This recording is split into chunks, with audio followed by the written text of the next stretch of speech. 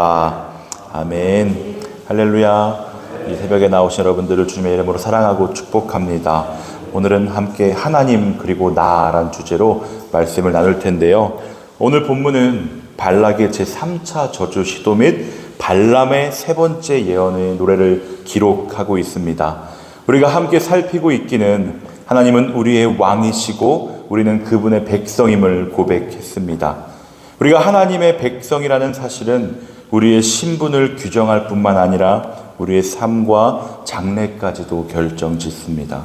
우리가 비록 광야 같은 세상에 살아가는 나그네이지만 하나님께서는 이 광야에서 우리를 인도하시고 보호하시며 강하게 하시고 승리하게 하십니다. 뿐만 아니라 말씀으로 우리를 양육하시고 다듬으셔서 정말로 아름답고 능력 있는 그러한 하나님의 자녀, 하나님의 군대로 변화시키십니다. 이스라엘 백성들을 40년 동안 하나님께서는 말씀으로 그들을 양육하셨으며 이 수많은 역경과 대책 없는 문제들을 통해 그들을 연단하셨죠. 광야에서 이렇게 40년간 훈련을 받은 이스라엘은 이제 당당하고 아름답고 막강한 하나님의 군대가 되었습니다. 그러나 그때까지 이스라엘은 자신들의 모습이 어떤 모습인지를 아직 잘 모르고 있었어요. 그런데 이 광야 40년 기간이 끝날 무렵 이스라엘 백성들이 자신들의 정체성을 확인하게 되는 일들이 일어난 것입니다. 그것은 적들과의 싸움을 통해서 그리고 우리가 지난주부터 보고 있는 이 점술과 발람을 통해서였는데요. 우리 다시 한번 이전으로 거슬러 올라가 보면 이스라엘 백성들은 이 40년 광야 생활 끝에 이제 가나안 땅이 내려다 보이는 가데스에 도착했습니다. 거기서 이제 왕의 큰 길로 가기 위해 아모리 왕 시온의 땅을 통과해야만 했죠.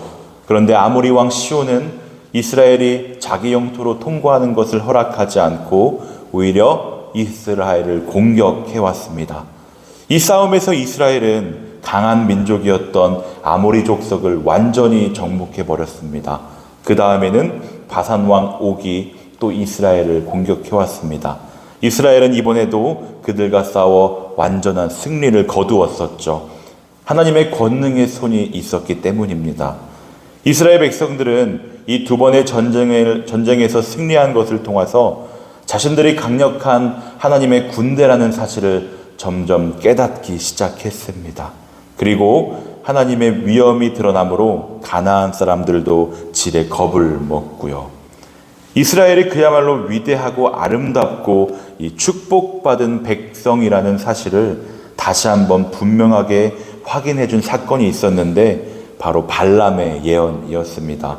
우리가 함께 발람의 변화를 살펴볼 텐데요. 이 발람은 모압 왕 발락에게서 이 막대한 재물과 명예를 얻기로 하고 이스라엘을 저주하기 위해 초빙되었습니다. 당시 그 지역의 사람들은 이 발람을 저주하는 자는 발람이 저주하는 자는 누구나 저주를 받고 그가 축복하는 자는 복을 받는다고 믿고 있었어요. 그러므로 발람이 이스라엘을 저주하기 위해 왔다는 사실이 이스라엘에게는 대단히 두려운 일이었습니다. 그런데 이스라엘을 저주해달라는 이 발락의 부탁을 받은 발람은 이스라엘을 조금도 저주하지 못하고 축복하는 말만 하게 된 것이죠. 그것은 이 발람 자신이 원해서가 아니라 하나님께서 그의 입에 이스라엘을 축복하는 말을 주셨기 때문이었습니다.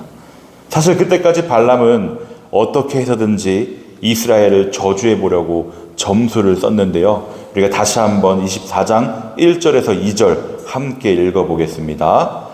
발람이 자기가 이스라엘을 축복하는 것을 여호와께서 선히 여기심을 보고 전과 같이 점수를 쓰지 아니하고 그의 낯을 광야로 향하여 눈을 들어 이스라엘이 그 지파대로 천막 친 것을 보는데 그때에 하나님의 영이 그 위에 임하십니다.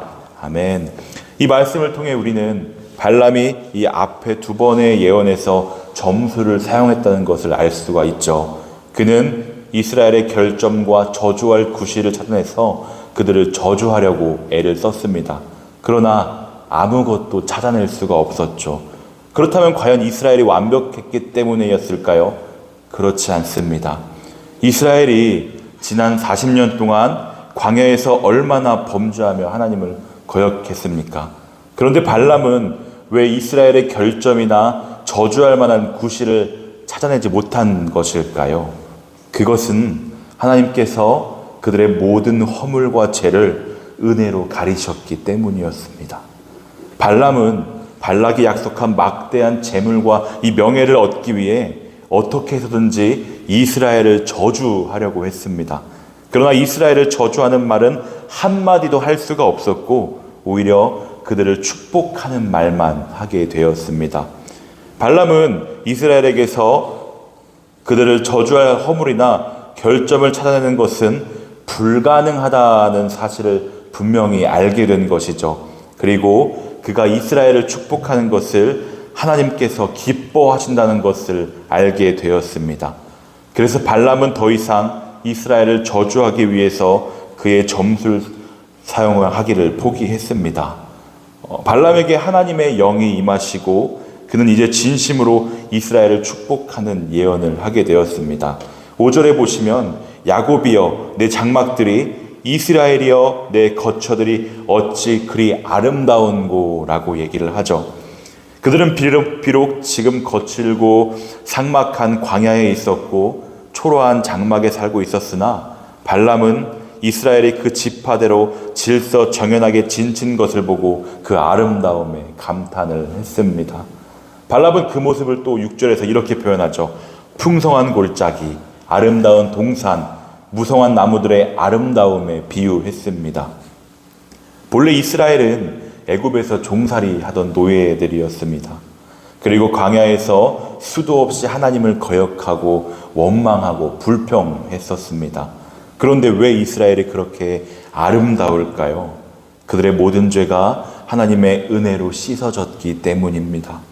그들은 또 하나님의 말씀으로 양육을 받아 아름다운 모습으로 변화되었기 때문이었습니다. 더 나아가서 그들은 여러 가지 환난과 역경 가운데서 하나님의 손으로 다듬어지고 치료되어 온전한 모습으로 변화되었기 때문이었습니다. 이 모습이 우리의 모습이 되어야 할 줄 믿습니다. 죄사함을 받고 하나님의 말씀으로 양육을 받아 이 균형 잡히고 성숙된 신앙, 믿음을 가진 성도보다 더 아름다운 사람은 이 세상에 없는 줄 확신합니다. 감리교회 창시자 웨슬리가 말한 이 믿음에 대해 말씀을 드리고자 하는데요. 이방인의 믿음이 있어요. 이것은 단순히 하나님을 아는 것이고 또 마귀의 믿음도 있는데 이방인들보다 더 뛰어난 믿음이었지만 예수 그리스도의 보혈을 전적으로 의지할 수 없는 믿음이었고요.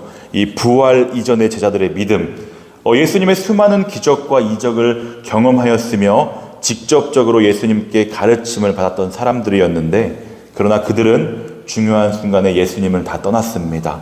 부활을 경험하기 이전에 그들은 예수 그리스도의 보혈에 전적으로 동의하지 못하는 믿음이었습니다. 웨슬리는 이런 믿음과 같아서는 안 된다고 얘기하며 이렇게 얘기해요. 그리스도 안에서 믿는 믿음이 구원에 이르게 한다고요.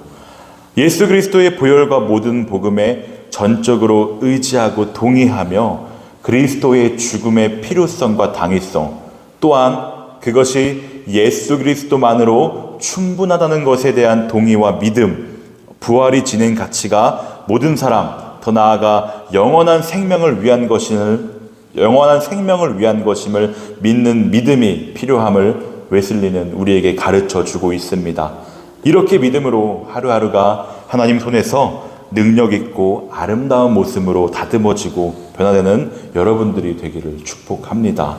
마지막으로 이스라엘의 강성함과 승리를 노래하는 이 예언을 살펴보며 우리가 7절 함께 읽어보겠습니다. 시작. 그 물통에서는 물이 넘치겠고 그 씨는 많은 물가에 있으리로다. 그의 왕이 아각보다 높으니 그의 나라가 흥왕하리로다. 아멘. 아각은 애굽 왕을 바로라 부르듯 이 아말렉 족속의 통치자를 일컫는 공식 칭호인데요. 아말렉은 당시 열국의 으뜸이었습니다. 그러나 이스라엘의 왕은 그보다 높다는 것이죠. 이스라엘의 강성한 장래를 예언하는 말이며 이스라엘을 끝까지 대적하려고 하는 이 모압 왕 발락에게 주는 경고인 것입니다. 어제 발람의 두 번째 예언에서도 읽었는데요. 우리가 마지막으로 8절 또 함께 읽어보겠습니다. 시작. 하나님이 그를 애굽에서 인도하여 내셨으니 그 힘이 들소와 같도다. 그의 적국을 삼키고 그들의 뼈를 꺾으며 화살로 쏘아 꿰뚫으리로다. 네, 과거의 막강한 애굽조차도 이스라엘의 길을 막지 못했습니다. 애굽 왕 바로가 끝까지 이스라엘의 길을 막아보려고 했지만 그들은 오히려 애굽 앞에서 들소와 같은 힘으로 돌파해 나갔습니다. 이스라엘이 이처럼 담대히 나갈 수 있었던 것은 결국 하나님 때문이었습니다. 하나님께서는 놀라우신 권능으로 애굽에 엄청난 재앙들을 내리시고 이스라엘을 인도해 내셨습니다. 바로 그 하나님께서 이스라엘과 함께 하시는데 모압 왕 발락이 어떻게 이들의 앞길을 막을 수 있었겠습니까? 사랑하는 성도님들, 오늘도 하나님께서는 자기 백성들과 함께 하여 주십니다. 그러므로 그 누구도 그 무엇도 하나님의 백성의 앞길을 막을 수 없습니다.